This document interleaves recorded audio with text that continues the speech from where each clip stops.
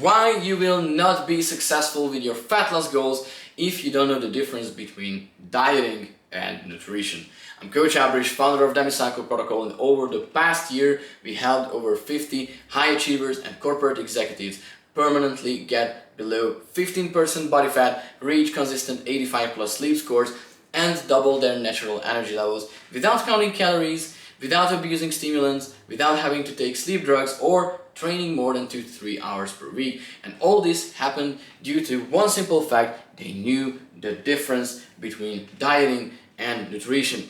So this is how I've also been able to lose 50 pounds of body fat in less than 6 months and kept it off ever since. So just to tell you a little bit of background story, I used to be a powerlifter. I wanted to be the strongest man alive. I was fairly successful, especially with my bench presses. I have bench pressed 330 pounds at the body weight of 183 pounds. Then I got a shoulder injury, then I started going heavy on pulls, and I got extremely fat. And I was like, okay, I have taken this bulk too far. Let's lose fat, but let's show my clients how I do this without counting calories, without restricting my diet, or without saying no to my favorite foods. Sometimes peanut butter with cacao, wow, this is amazing, right? So you shouldn't say no to your favorite foods, you just gotta learn how to apply nutrition strategically, right? So the main difference between a diet and nutrition is that diet is more like tactics and nutrition is more like strategy. So a diet is just a set of rules for the food that you are taking in your body, right? And there are many different diets. Most of them are overly energy or nutrient restrictive. Energy restrictive diets have you eating on a such high caloric deficit that you will end up starving yourself. So it won't be sustainable in the long term, especially in your higher stress periods. So for example, when your business has a high season, right? Or when you have something going on in your family, or you have a new kid born in the family, or you're moving homes, you're traveling a lot, you have a lot of meetings, you have to eat out a lot, right? So when you have to be very social, or where you are like necessarily stressed because you're going through like a growth period or a difficult period in your life, well, probably on top of all these, you don't want to starve. You don't want to be in an extreme caloric deficit, because that's just simply not sustainable for you in the long term. And at Demi Cycle Protocol, we always like to think long term that, okay, if we are healthy, vital, and energetic and sexually active males right now, why couldn't we be exactly the same way in 1, 2, 3, 4 decades, right? So this is why we don't really like overly restrictive diets, right? Especially when it is calorically or in the sense of energy, it's very restrictive, okay? You don't want to crash diet, because then your body will get into this kind of survival mode, and once you start increasing your energy intake again, well, it will start accumulating more and more body fat. It's not good for your hormones, so it's like very high cortisol, high stress activity and high stress habits.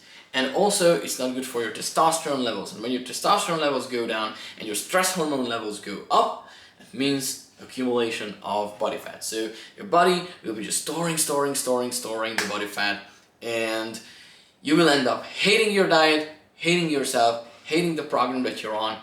Yeah, so why would it make sense for you to do this? But there is another type of diets which are not the most optimal for you, because those are elimination diets. So they are eliminating entire groups of nutrients, for example, either fats, carbs, or meat, or vegetables, or you name it. There is Paleo, Keto, Carnivore, Vegan, Atkins, vertical diet, whatever. And unless you have a chronic disease that one of these diets could heal, it doesn't make sense for you to follow them, right? Because then you will burn out again. And then you will start craving the foods that you are not supposed to eat, which are completely cut out from your diet, right? So when you go cold turkey on something, you might enjoy a new diet for a week or two, or a month or two, or a year or two, but then eventually you will start craving those foods so much that you just ball out on it, and you ruin your progress. You start eating like crap again, your habits are not consistent, and you just don't have the lifestyle of a person who is by default lean and energetic. Because the only thing that you have learned during that period, during that 90-day shredding challenge, during that keto program or whatever, the only thing that you have learned is that I will be successful if I completely avoid this and that nutrient. That's not the reason why you were successful with your fat loss in the first place. The reason is that you have reduced the overall amount of energy and probably you have eaten high protein, and this added up made you successful for a while, but not permanently. Because you haven't developed the habits, you haven't developed the lifestyle of a person who makes this happen. And you can keep the fat off, right? You can permanently stay at around 10 to 15% body fat and go on happy about their lives. Because happiness is also an important part of this. So your dopamine receptors, your serotonin, so all of these happiness hormones play an important, very key part in your life and in your mental health. If your mental health is not in its place, that means that probably there is something about your diet which makes your stomach upset and also makes your brain upset. So you definitely don't want that. You don't want to mess up your brain chemicals. Actually, you want to change your brain chemistry for the better if you want to be permanently successful with getting in shape. So elimination diets and crash diets are a big no-no, and we will talk about what works, right? Because diet, as I mentioned before, are like tactics. And if you are watching this video and you are a high achiever, corporate executive, an entrepreneur, you know what these terms, tactics and strategy, mean in business. Literally the same with nutrition.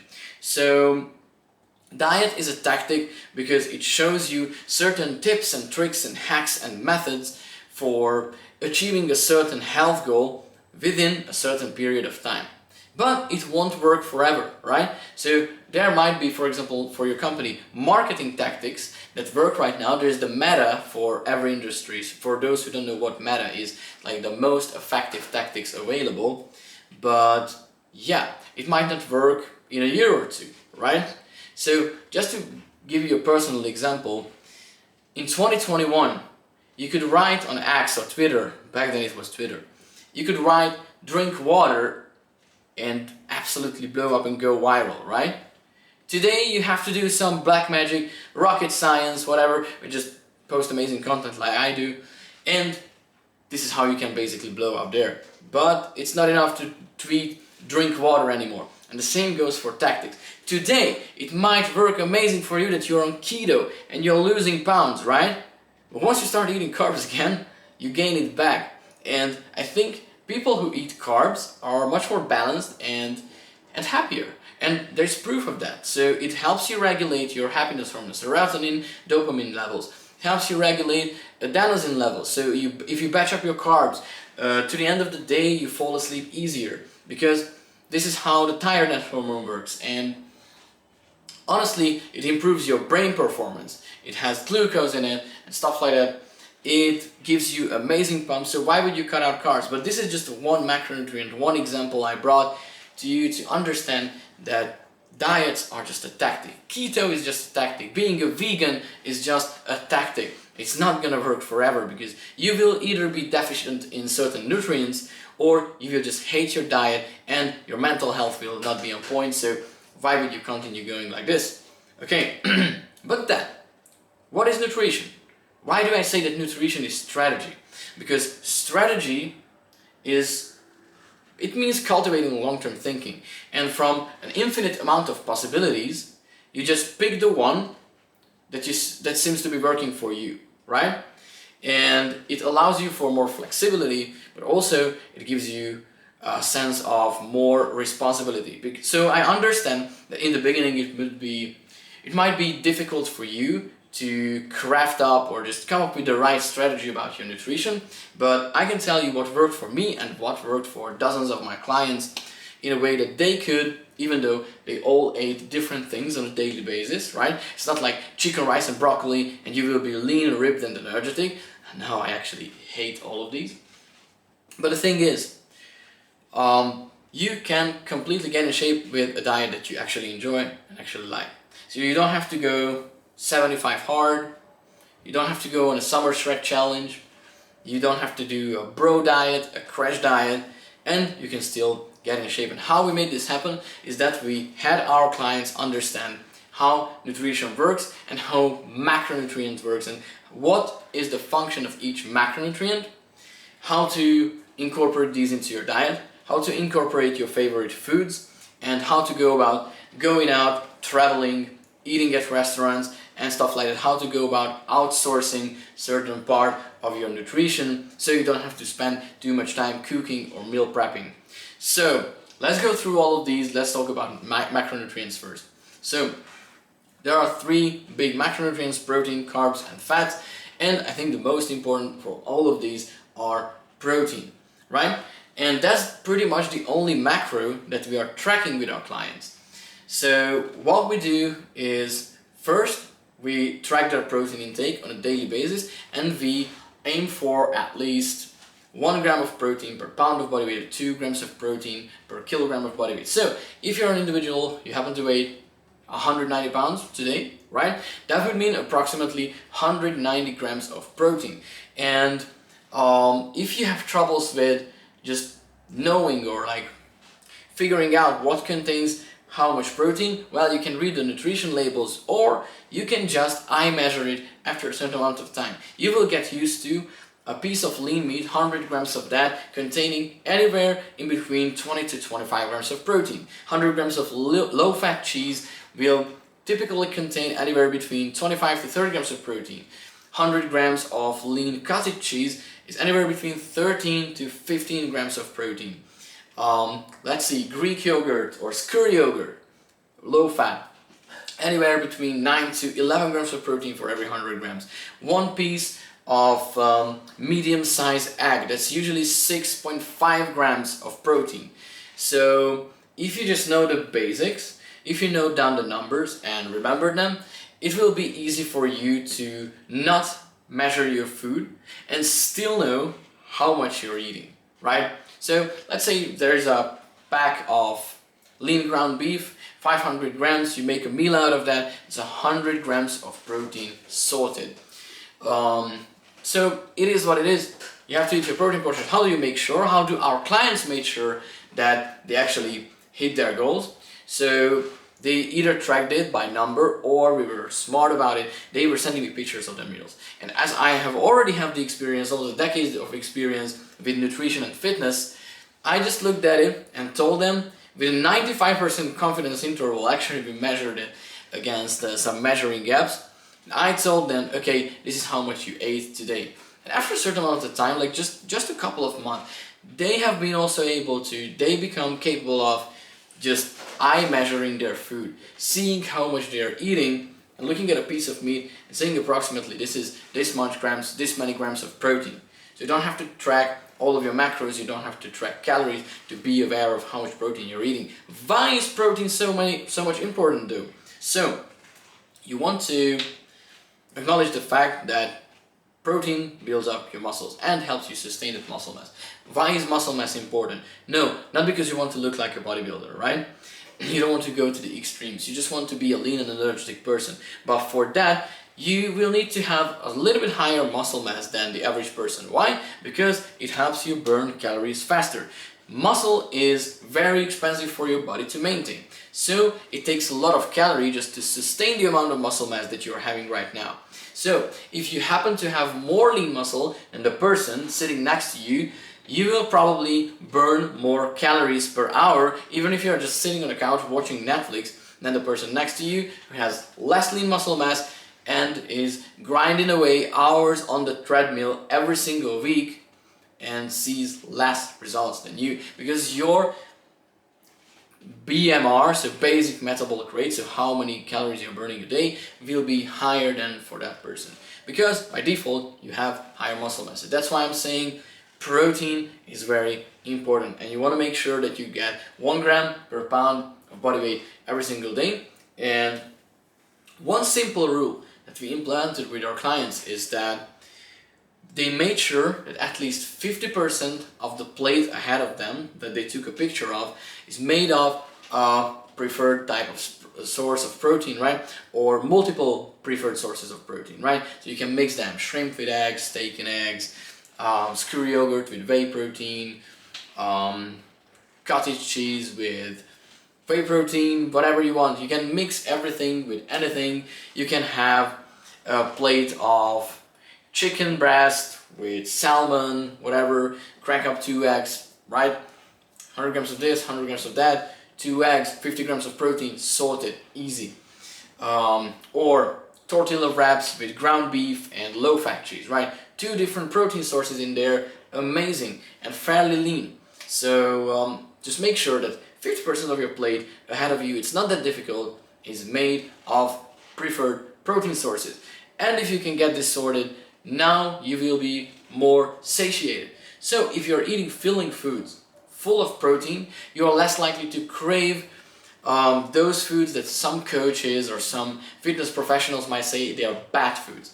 There are no good and bad foods, and we will talk about that a little bit later. I just wanted you to understand that if protein dominates your plate, you're less likely to overeat, and you will have a higher muscle mass eventually, which helps you burn more calories. So what's not to love about this? Let's move on to carbs. To be honest, like carbs and fats together, okay? It doesn't really matter what is the distribution of carbs and fats in your diet. It doesn't matter that much, right?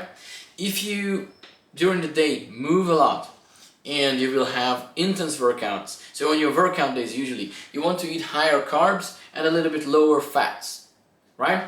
And on your rest days, you can keep your fat at a moderate level. You can bring the carbs down. So very simple. Why? Because carbs are quick sources of energy, right? They go straight to your brain, straight to your muscles to fuel them. So you will feel more energy, more urge to move, and you can give more muscle power into, let's say, your fighting sessions, your lifting sessions, whatever type of movement you're doing. Carbs will help you with that because they fill up your muscles. They become glycogen. This is the storage nutrient of your muscles that your muscles use for energy. So carbs are a quick energy nutrient. Meanwhile, fats are long-term energy nutrients, and they help you optimize your hormone system. There are plenty of good fats, so fat won't make you fat, but carbs won't make you fat either. You just need to time it well. The general recommendations that we want to do is that 60 to 70% of your daily carb consumption should come before your workout and after your workout, accumulated. Because you load, you fire the carbs meanwhile you're working out, and then you reload. You reload your muscles so you won't feel small and depleted. They will be tight again and they will recover better. That's amazing, right? But for the rest of the day or outside of this time period, you don't really need carbs that much, right? And when it comes to fats, right, you don't need them. You can't transform them into a quick source of energy. So that's why overeating fats is not beneficial for you either, because they don't give you that kind of rush, that kind of energy that you can gain out of carbs, right?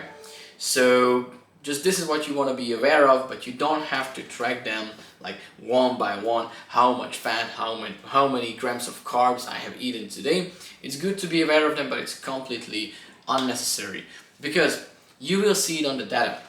Every single Monday morning as you step on the scale fasted, because we only measure like once per week body weight with my clients, and it's completely enough. We are looking at trends, not data points. And if your body weight and your body composition, so the ratio of fat and muscle mass in your body is trending towards the right direction, you have nothing to worry about. Probably you have hit the right proportions with your meals. But what you want to understand simply is that you want carbs when you want to move, when you want to be energetic, right? And you just want a reasonable amount of fats to keep your hormone system healthy. Okay, so you don't want to bowl out on either of these, especially if fat loss is your goal. Alright, once you understand like how these macros work, how do you implement these into your lifestyle? How do you assemble your grocery list? How do you eat out? How do you meal prep and stuff like that? Okay, do you even need to do this? Do you even need to count your calories, right? I think as long as you, or at least based on my and my clients' experiences, so just let me show you the proof of the results. So here we go. All of these men, majority of them above the age of 40. If they manage to go from 20-25% body fat to below 10%, even Devin over here, 9% body fat at the age of 45, if they managed it without having to count their calories, why would you count your calories, right? Calorie tracking is not the only way, and probably not the most time efficient way of losing fat. So just keep this in mind, and remember that once you've got your protein sorted and you're craving less of the high calorie foods because you're already filled, right? You know how carbs work. You eat them strategically. On training days, you eat them before and after your training. On the rest days, you try to delay them till the evening so you get tired and you will have an amazing sleep afterwards, right? Of course, leave a 2-hour room between your last meal and sleep, but you don't have to be afraid of feasting in the evening if you spend majority of your day just burning fat, right? And not eating too much carbs. So if your body, I just want you just to understand on a side note, if your muscles don't receive carbs as their primary energy source, they will use your fat storages. And if they use your fat storages, guess what? You lose fat by burning that energy. It's that simple. So if you are already strategic, or you already learned from this video how to be strategic about your carb and fat consumption and how to eat a high protein diet, let's look at the practical specifics. So when you assemble your grocery list and you want a sustainable diet that also contains your favorite foods, then what I recommend is make a list of foods that are high protein and whole foods, right? which don't contain any kind of processed foods or processed nutrients and stuff like that, which are completely so-called healthy foods, right? So make a list of clean foods and make a list, so this will be your A list, but make a B list of just the fun foods that you love. For example, peanut butter or Nutella for me, right? Food that you really like to bowl out on. It can be ice cream, it could be pizza, whatever you want, whatever you, or the normal, your average health coach would consider unhealthy or food that makes you fat. It's not that it makes you fat. Eating too much of that consistently for months and years is what makes you fat, and eating them at the wrong time, right? So if it is an evening and you have spent all day long seated doing your work and you just chill out a little bit in the evening, probably eating an entire pizza will not be the ideal move for you, right? Because you're not using that energy. That kind of energy will be stored as fat. No wonder why, right? So it's not that the food is good or bad, or healthy or unhealthy. It's just when and how you eat it, and in what context, and in what proportion compared to other foods, right? So when you make your grocery list, you pick 80% of the items from the A list, so from the high protein whole foods, and you pick 20% of the items from the fun foods. Why do we do that? Because we do not have cheat meals and stuff like that. We just know how to use these high calorie foods or high carb or sometimes high fat foods to our advantage, right? I could eat, let's say, 2 or 3 pieces of brownie with a scoop or 2 of ice cream right now, and I would go and hit a workout and absolutely nothing bad would happen, because then I would use that energy to fuel my workout. The same goes for your case. If you eat a few slices of pizza, then you get an amazing pump in the gym afterwards. That pizza actually went to your pump instead of going to your fat storages. So you use that pizza for your advantage. That was not a cheat meal. You haven't cheated on your diet. You haven't cheated on your nutrition. You have just been strategic about it. So that's what I'm saying. 80% of the time, okay, go for these clean, whole foods, high protein foods. Buy them at a grocery store or have someone buy them for you. Order them, whatever it takes, just get those nutrients sorted. And then 20% of the time, you can go for the fun foods. So you do not burn out, You learn how to be strategic about your nutrition. It's much more fun, and in the future it gives you an infinite amount of options on what to eat. Because that's the most difficult question. The more time you spend thinking about what to eat, the more likely you are to eat incredible amounts of crap and mess up your entire nutrition and get fat and just accumulate more and more body fat. So the less you have to think about what to eat, the more successful you will be about your fat loss transformation. So once you've got your groceries sorted, once you've got your food sorted, always have like 3 to 5 go-to meals or go-to recipes that you know that they are contributing to your health goals. So they are high protein, relatively low energy content, and they are high in volume.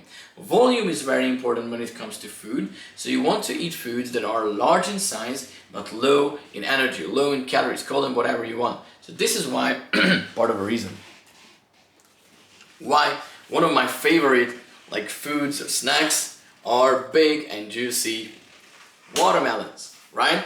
So the thing about watermelons is that compared to their size, they are really low in calories. So you can eat 300 grams of this for only 90 calories. But you don't have to track calories to be successful with your fat loss journey in the first place, right?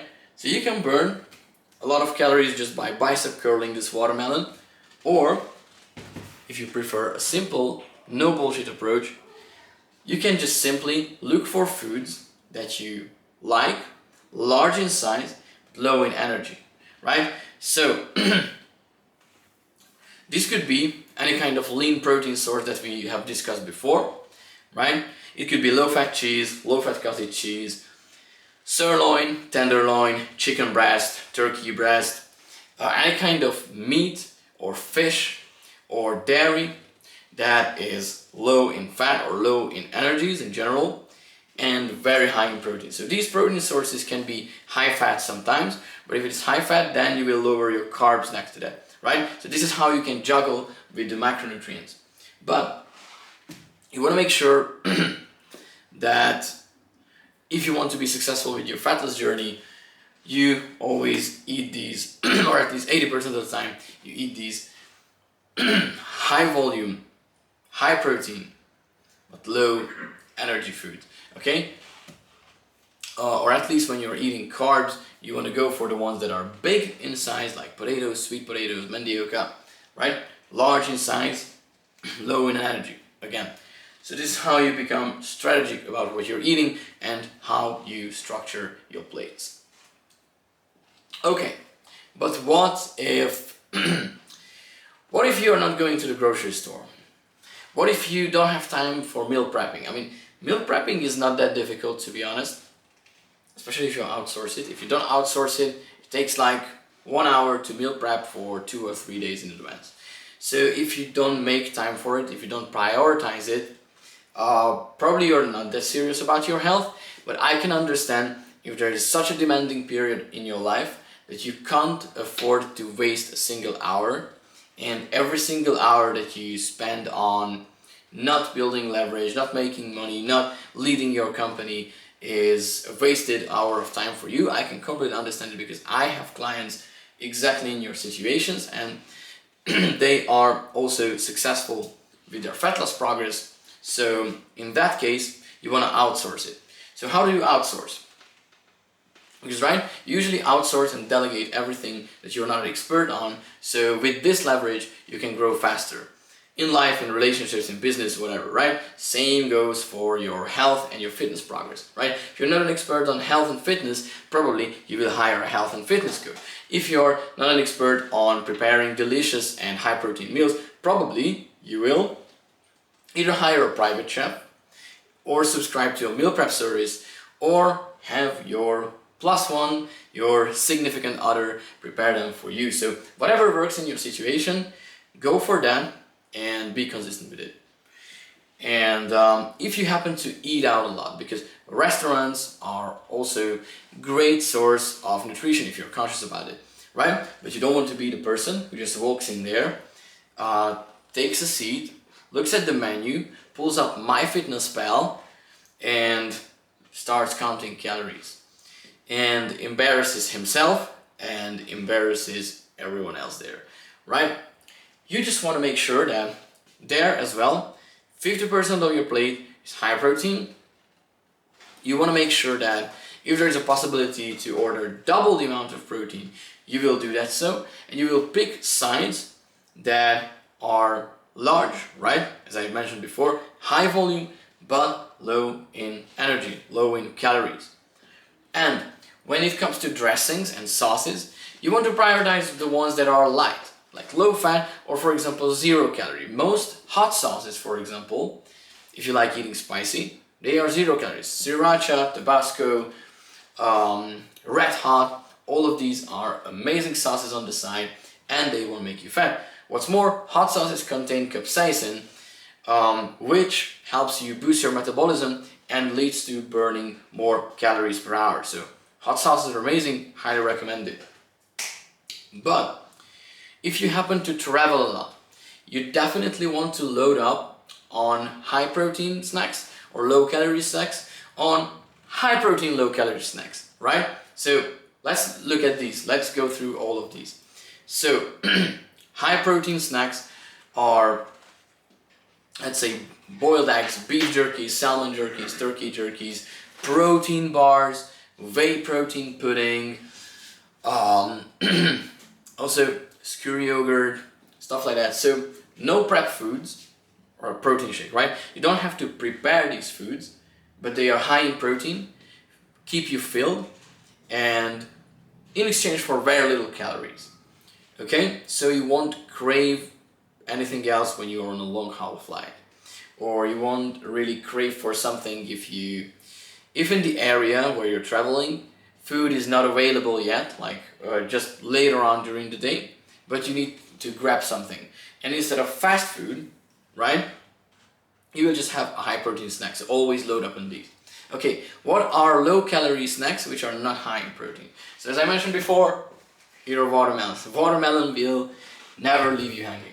But any kind of fruit which compared to its size is low in calories is going to be a great to-go food for you. For example, any kind of veggies like raw carrots, just chewing on them, filling up your stomach, it's completely fine.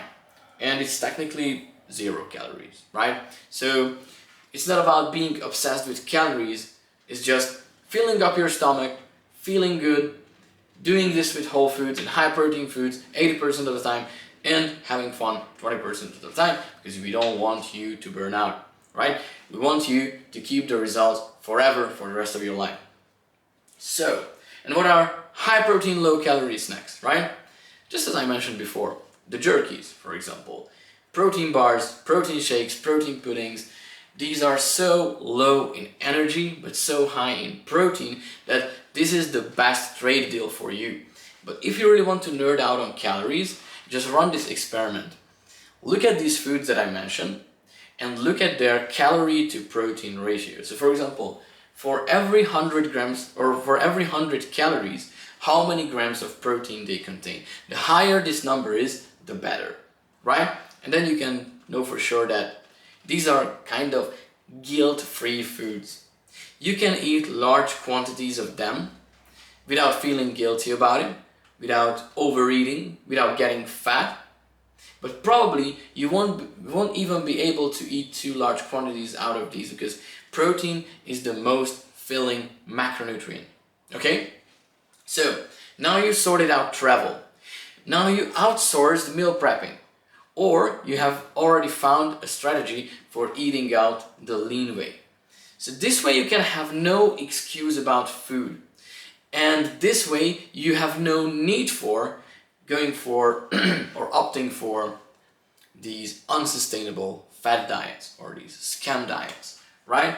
So if you are a person who is not dealing with any kind of chronic diseases, right, but you got out of shape in the past few years and you are very busy and you have a high demanding, high achieving job or you're running a business and you're looking for lean and efficient ways of sorting nutrition out for yourself, then these are the set of rules I always follow when it comes to grocery shopping, when it comes to eating out, or when it comes to actually preparing